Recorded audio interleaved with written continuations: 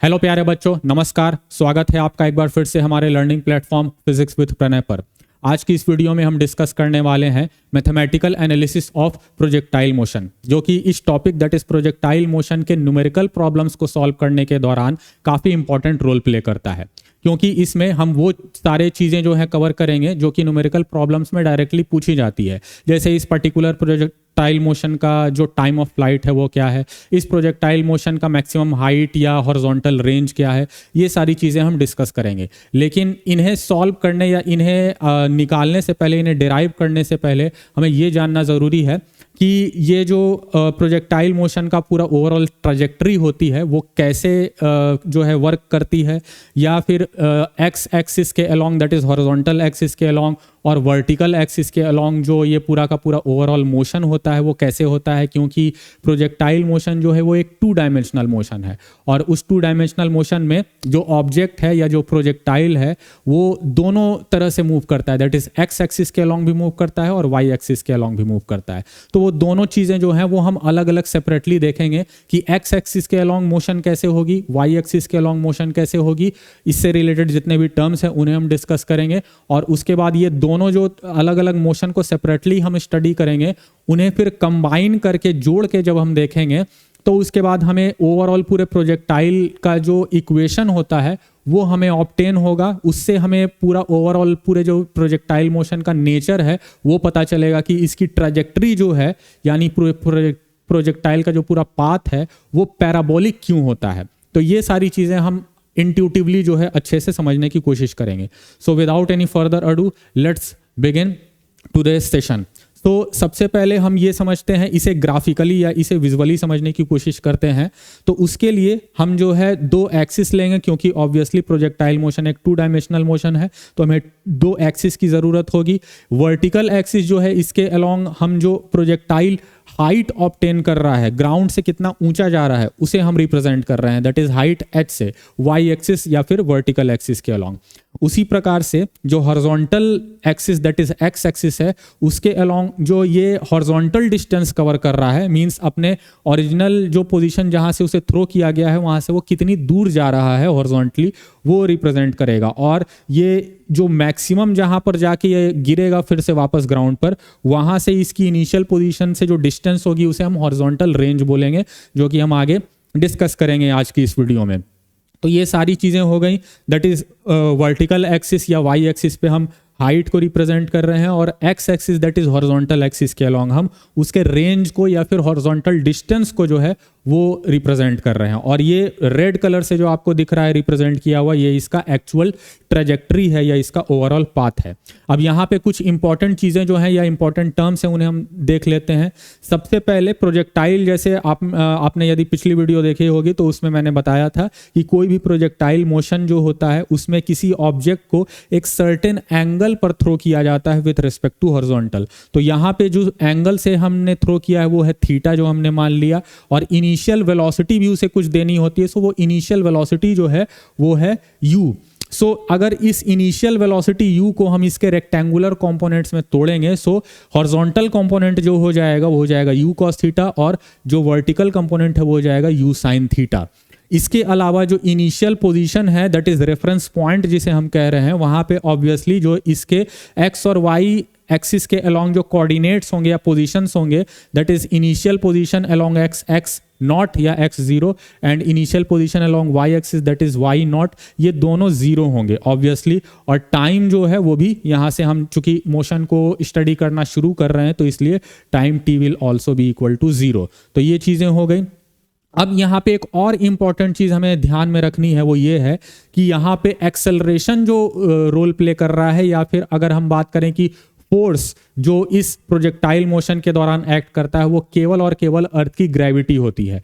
और अर्थ की ग्रेविटी केवल एक्ट कर रही, तो इसकी वजह से उसके अलोंग जो एक्सेलरेशन ड्यू टू ग्रेविटी है वो भी एक्शन में रहेगी। और एक्सेलरेशन ड्यू टू ग्रेविटी हम जानते हैं चूंकि वो डाउनवर्ड डायरेक्शन में होती है, इसलिए हमारे इस मोशन में जो साइन कन्वेंशन है उसके अनुसार ये -g लिया जाएगा इसे, क्योंकि डाउनवर्ड है, अपवर्ड को हम पॉजिटिव मानते हैं। तो डाउनवर्ड डायरेक्शन में चूंकि एक्सेलरेशन ड्यू टू ग्रेविटी है इसलिए उसे हम -g लेंगे।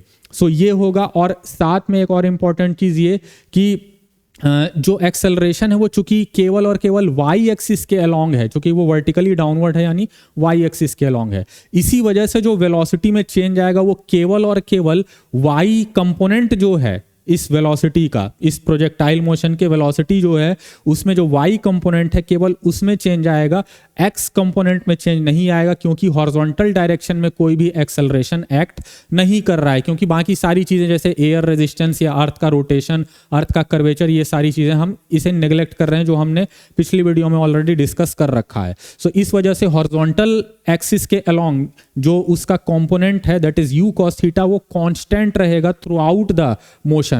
तो इनिशियली भी वो यू कॉस थीटा है, या किसी हर एक पॉइंट पर अगर हम लें किसी भी दूसरे पॉइंट पर तो वहां पे भी वो यू कॉस थीटा ही होगा, और फाइनल पोजीशन तक जो है जब तक वो प्रोजेक्टाइल पूरा अपने एक्शन में होगा तब तक वो जो है यू कॉस थीटा ही रहेगा।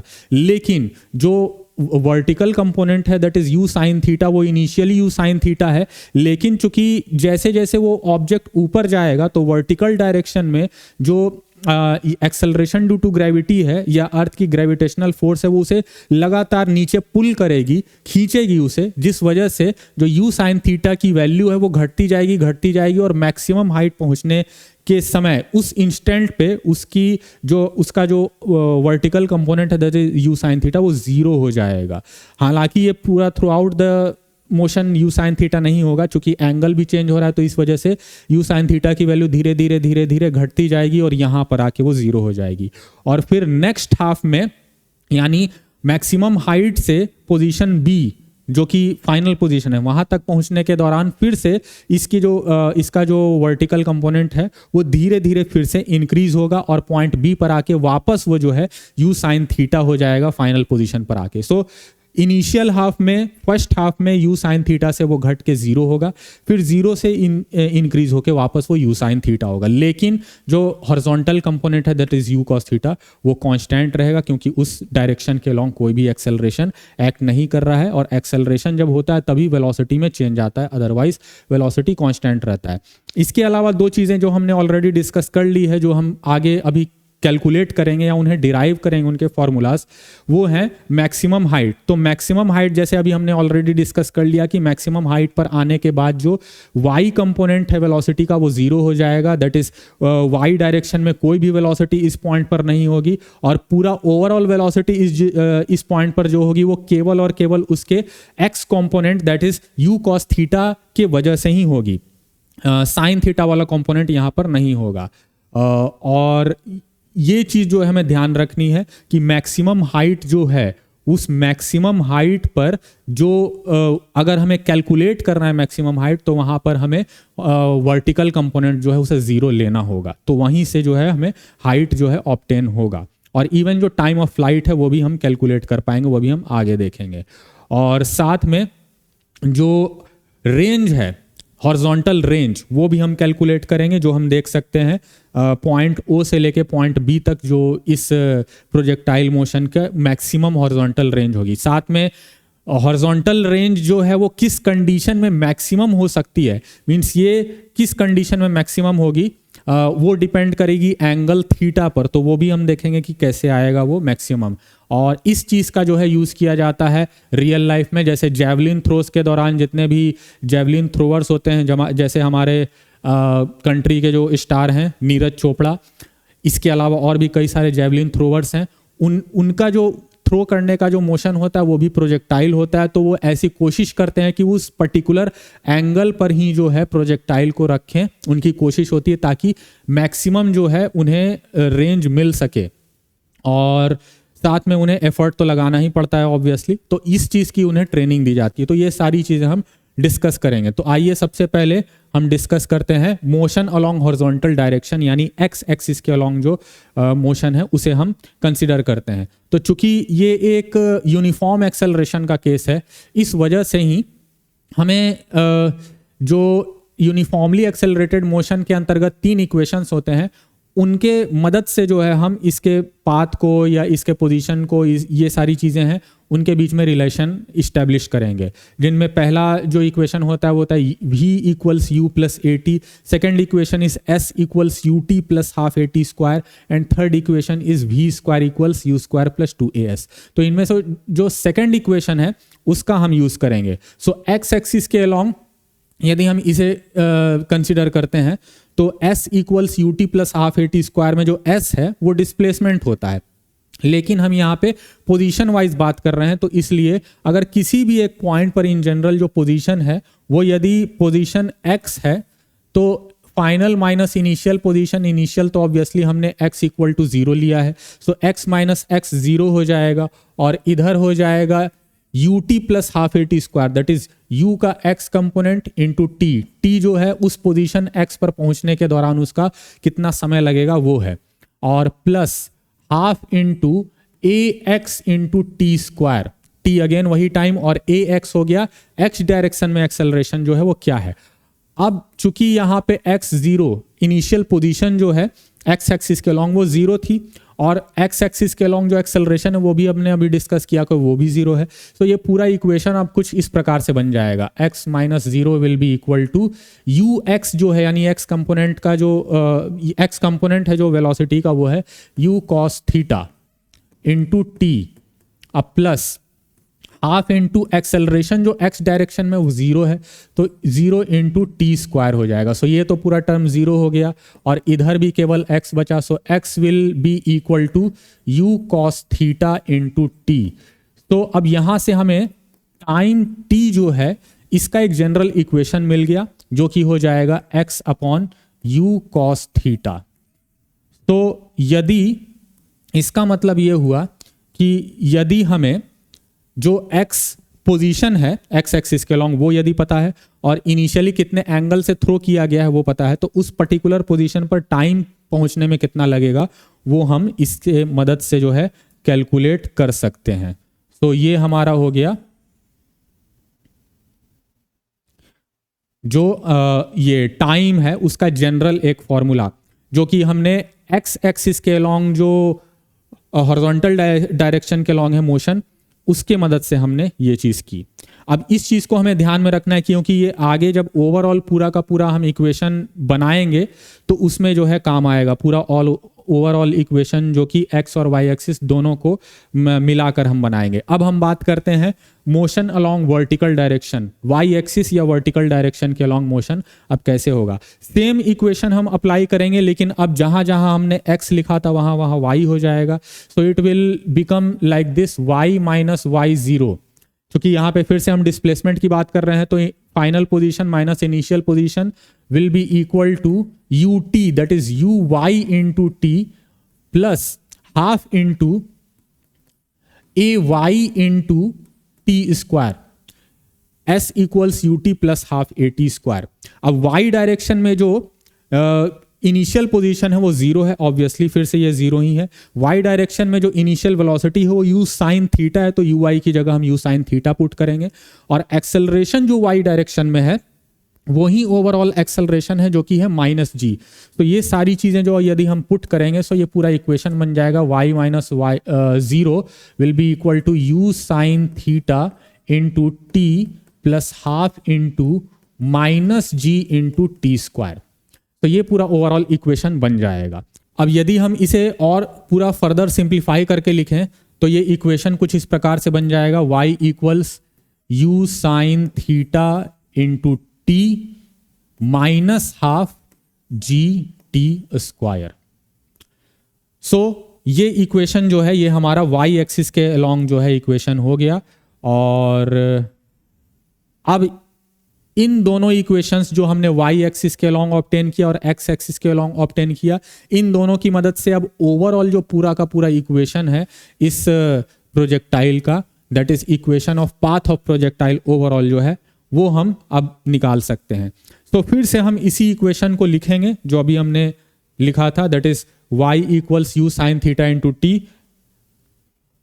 सो अगेन हम अब लिख सकते हैं y equals u sine theta into t minus half g t square. अब हम चूंकि जानते हैं कि अभी हमने देखा t जो है वो x upon you cos theta है, तो अब इन दोनों जो x और y एक्सिस के अलॉन्ग हमने इक्वेशंस ऑब्टेन किया, अब उन्हें हम कंबाइन कर रहे हैं, सब्स्टिट्यूट कर रहे हैं एक की वैल्यू दूसरे में। तो u sine theta into t की जगह जो है ये क्या हो जाएगा, t की जगह हो जाएगा x upon you cos theta, x upon you cos theta हो जाएगा ये, minus half into G into T की जगह फिर से x upon you cos theta और इसका होल स्क्वायर। तो अगर इसे अब और हम फर्दर सिंप्लीफाई करें तो ये बन जाएगा sign theta upon cos theta जो है वो बन जाएंगे टेन थीटा, और u जो है ये दोनों कैंसिल आउट हो जाएंगे, यहाँ से u और u जो है ये दोनों कैंसिल आउट हो गए, और ये जो है इक्वेशन अब पूरी तरह से अब इस प्रकार से बन जाएगा कुछ ये x into sine upon cos that is tan theta minus half into G into X square upon U square cos square theta. अब ये जो है ये हमारा पूरा ओवरऑल इक्वेशन है पूरे हम कह सकते हैं प्रोजेक्टाइल के लिए, ये पूरा हमारा इक्वेशन है पूरे प्रोजेक्टाइल के लिए। अब इस इक्वेशन से जो है हमें क्या पता चल रहा है, इस इक्वेशन से हमें कुछ खास चीजें जो है पता चल रही हैं, और वो है इस पूरे के पूरे इक्वेशन का या पूरे के पूरे प्रोजेक्टाइल मोशन का नेचर।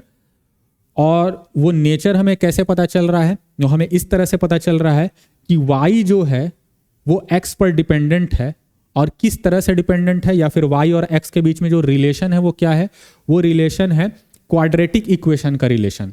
y जो है उसकी डिपेंडेंसी x स्क्वायर पर है, जो मैक्सिमम हम कह सकते हैं x का पावर जो है वो x स्क्वायर है।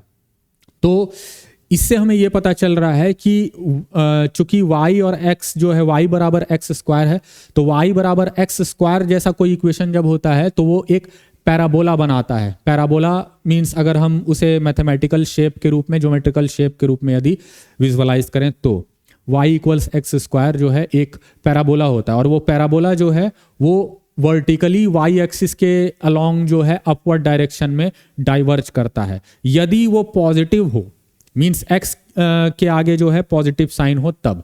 लेकिन यहाँ पे चूंकि हम देख सकते हैं कि निगेटिव साइन है, तो इसी वजह से ये अपवर्ड प्रोजेक्टाइल ना होके डाउनवर्ड डायरेक्शन में प्रोजेक्टाइल होगा, जो कि डाउनवर्ड डायरेक्शन में जाकर डाइवर्ज करेगा। और यही कारण है कि हमारा जो ओवरऑल पूरा का पूरा प्रोजेक्टाइल का पाथ है वो कुछ इस प्रकार का डाउनवर्ड डायरेक्शन में जो है डायरेक्टेड एक प्रोजेक्टाइल है या फिर एक पाथ है। तो ये इन्वर्टेड पैराबोला आप इसको बोल सकते हैं, या डाउनवर्ड डायरेक्शन में पॉइंट करता हुआ पैराबोला बोल सकते हैं। तो ये हम जो है मैथमेटिकली भी हम इसे इस तरह से जो है प्रूफ करके हम देख सकते हैं कि क्यों वो इस प्रकार का उसका शेप होता है। सो ये हमने देख लिया कि जो इक्वेशन है ओवरऑल वो क्या होता है, एक्स और वाई एक्सिस के अलोंग जो प्रोजेक्टाइल के जो इक्वेशंस हैं वो क्या होते हैं, और उन दोनों की मदद से ओवरऑल पूरे प्रोजेक्टाइल का जो ये है डेरिवेशन है वो कैसे किया जा सकता है, ये हमने देख लिया। अब आइए हम डिस्कस करते हैं टाइम ऑफ फ्लाइट को। टाइम ऑफ फ्लाइट का मतलब क्या है? टाइम ऑफ फ्लाइट का मतलब है कि जो ओवरऑल पूरा समय लगेगा प्रोजेक्टाइल को पूरा कवर करने के दौरान, अपने पाथ पूरे ट्रैजेक्टरी को कंप्लीट करने के दौरान, वो पूरा का पूरा टाइम क्या होगा।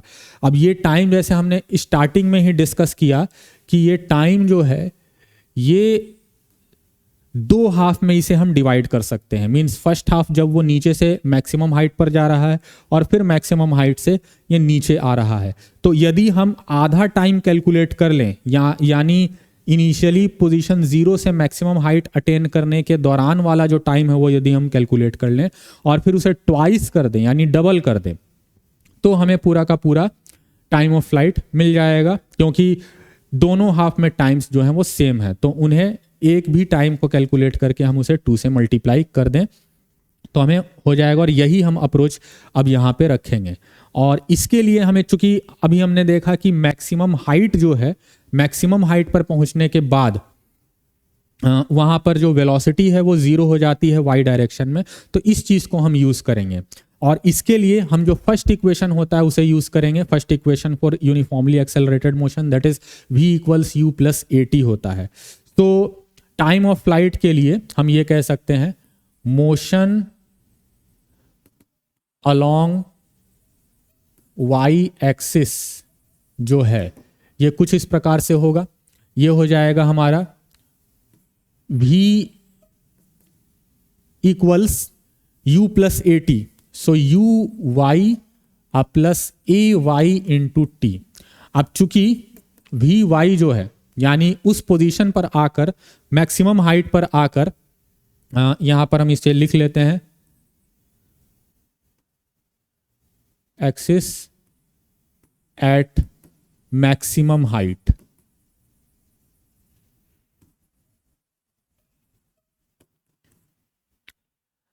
सो मैक्सिमम हाइट पर जो y कंपोनेंट है वो जैसे हमने कई बार अभी डिस्कस किया हुआ है कि ये 0 हो जाएगा।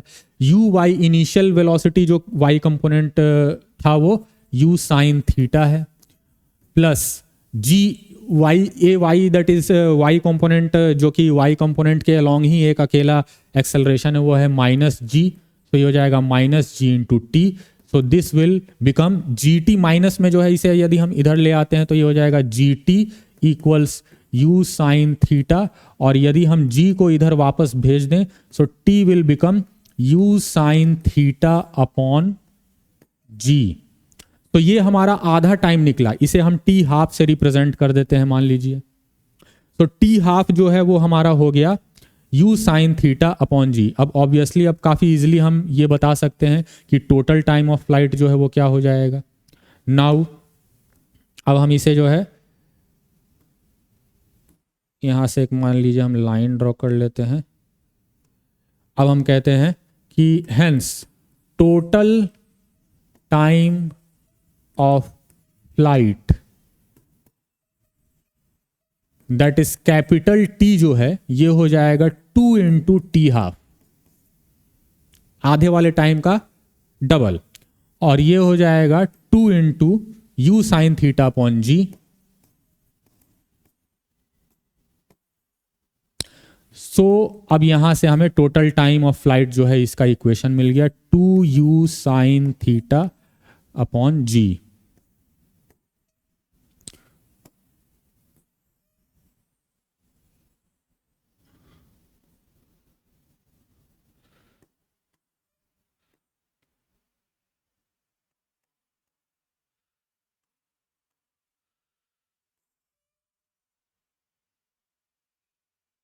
तो इस प्रकार से हमें टाइम ऑफ फ्लाइट जो है वो मिल गया जो कि है 2u साइन थीटा अपॉन जी।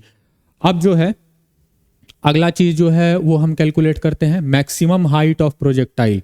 प्रोजेक्टाइल जो है उसका मैक्सिमम हाइट कितना होगा वो हमें कैलकुलेट करना है। अब मैक्सिमम हाइट जो है वो क्या है, वो h, और उसे ऑब्टेन करने के लिए हमें या तो सेकंड या तो थर्ड इक्वेशन यूज करना होगा, क्योंकि वही दोनों में जो है हाइट या फिर डिस्टेंस के टर्म्स होते हैं। फर्स्ट इक्वेशन जो अभी हमने यूज किया इसमें तो हाइट या डिस्टेंस का कोई टर्म है नहीं, तो इस वजह से सेकंड या थर्ड इक्वेशन हम यूज करेंगे, और ज्यादा कन्वीनियंट होगा थर्ड इक्वेशन जो है वो यूज करना। और थर्ड इक्वेशन जो है वो हमारा क्या होता है, third equation using third equation for maximum height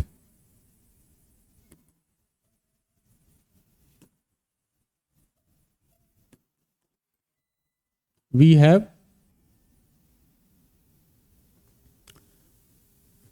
vy square equals uy square plus 2ay into S, या इसको हम बोल सकते हैं y माइनस वाई नॉट। तो ये होता है हमारा third equation. v square equals u square plus 2as होता है, s दैट इज डिस्टेंस। अब यहाँ पे हम पोजीशन के टर्म्स में बात कर रहे हैं तो इसलिए फाइनल माइनस इनिशियल पोजीशन हमने लिखा है। और वी वाई जो है मैक्सिमम हाइट पर जो है वो होगा 0, जो अभी हमने पहले भी देखा टाइम ऑफ फ्लाइट कैलकुलेट करने के दौरान, तो ये 0 स्क्वायर 0 ही हो जाएगा। यू साइन थीटा जो वाई कंपोनेंट है इसकी जगह हम पुट करेंगे तो यू साइन थीटा स्क्वायर हो जाएगा ये, प्लस 2 इंटू ए वाई, फिर से ये माइनस जी के बराबर, और y minus Y zero that is y minus 0 हो जाएगा। अब ये y माइनस 0 जो है यही क्या है, हमारा हाइट है जो हमें कैलकुलेट करना है। y जो है वो उस पोजीशन पर पहुंचने के बाद जो मैक्सिमम हाइट है उसकी जगह हम यहाँ पर लिखेंगे, तो y की जगह हो जाएगा hm। तो it would become 0 equals u square sine square theta minus 2g into H M, Y की जगह एच एम हमने पुट कर दिया। तो यदि हम अब इस टर्म को इधर ले आते हैं, तो ये बन जाएगा 2ghm equals u square sine square theta upon upon नहीं, ये केवल इतना होगा। और जब हम इसे 2g को उधर भेज देंगे, सो hm हमें यहां से ऑब्टेन हो जाएगा, दैट इज मैक्सिमम हाइट हमें ऑब्टेन हो जाएगा। और ये हो जाएगा U square sine square theta upon, और ये 2g इधर चला जाएगा, so it would become maximum height will come out to be U square sine square theta upon 2g। सो यहां पे हमें मैक्सिमम हाइट जो है इसके लिए भी इक्वेशन मिल गया। अब हम बात करते हैं हॉरिजॉन्टल रेंज ऑफ प्रोजेक्टाइल, जो कि हमारा फाइनल इसमें जो है मैथमेटिकल एनालिसिस में फाइनल चीज है। हॉरिजॉन्टल रेंज जो है वो क्या है? हॉरिजॉन्टल रेंज जो है हमारा, जो हॉरिजॉन्टल डायरेक्शन में जो डिस्टेंस कवर किया गया है प्रोजेक्टाइल के द्वारा, वो है इस एक्सिस के अलोंग। अब ये चीज जो है हमें काफी आसान है इसे कैलकुलेट करना, क्योंकि एक्स एक्सिस के अलोंग कोई भी एक्सेलरेशन नहीं हो रहा है, और एक्स एक्सिस के अलोंग चूंकि कोई एक्सेलरेशन नहीं हो रहा है, इस वजह से इसमें जो सिंपल फॉर्मूला जो होते हैं वो जो आपने 6-7 में भी पढ़े होंगे, जो कि होता है speed equals distance upon time, वो वाला फॉर्मूला हम लगा सकते हैं। और यहाँ पे ही जो डिस्टेंस है वो क्या है? वो है हॉरिजॉन्टल रेंज हमारा। तो यहाँ से हम डिस्टेंस को बोल सकते हैं स्पीड इनटू टाइम।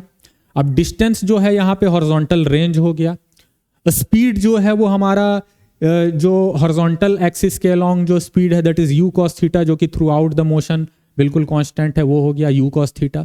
और टाइम टी जो है, चूंकि हॉरिजॉन्टली भी उसे यहां से यहां तक पहुंचने में उतना ही समय लगा जितना वर्टिकली पहुंचने में लगा, तो इस वजह से जो हमने अभी टाइम ऑफ फ्लाइट को कैलकुलेट किया, वही टाइम ऑफ फ्लाइट जो है वही same time horizontal distance cover करने में भी लगेगा। वहां पे वो भी समय जो है वहीं पे वही सेम टाइम जो है वहां पर भी अप्लाई होगा। तो इस तरह से हम हॉरिजॉन्टल रेंज कैलकुलेट कर सकते हैं। सो हम इसे इस प्रकार से लिखेंगे, since there is no acceleration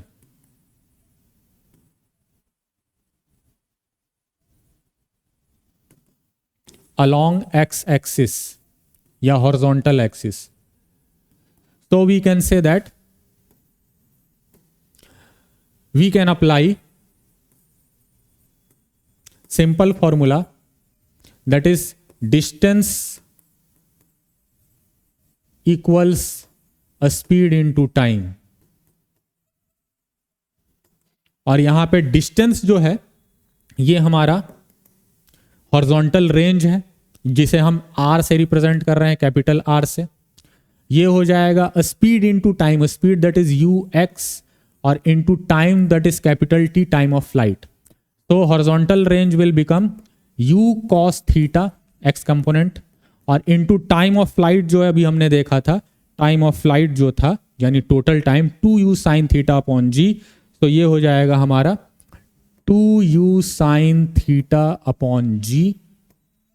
तो ये हमारा रेंज यहां से बन जाएगा u इंटू यू और 2, ये बन जाएगा 2u स्क्वायर, या हम 2 को जो है अलग लिख लेते हैं,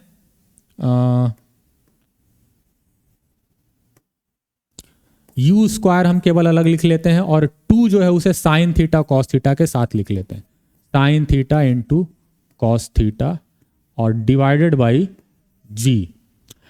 अब यहां से ये जो 2 साइन थीटा कॉस थीटा, ये एक ट्रिगोनोमेट्रिक फॉर्मूला है जो आपको पता ही होगा, जो कि होता है साइन 2 थीटा के बराबर। सो ये हो जाएगा r equals u square sine 2 theta upon g। सो यहां से हमारा जो हॉरिजॉन्टल रेंज है वो मिल गया हमें